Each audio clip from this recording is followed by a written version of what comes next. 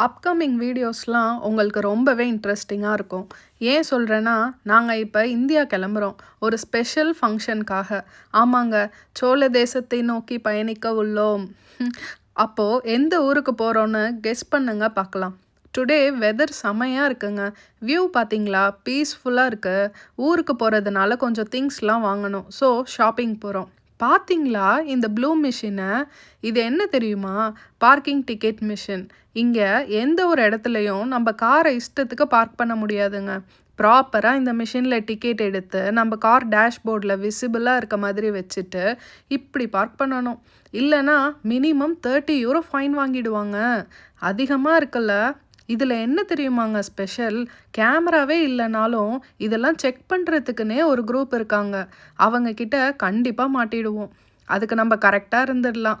ஒருவேளை ஜெர்மன்ஸும் நம்ம parking movie பார்த்துருப்பாங்களோ? அதான் இவ்ளோ ஸ்ட்ரிக்ட் போல.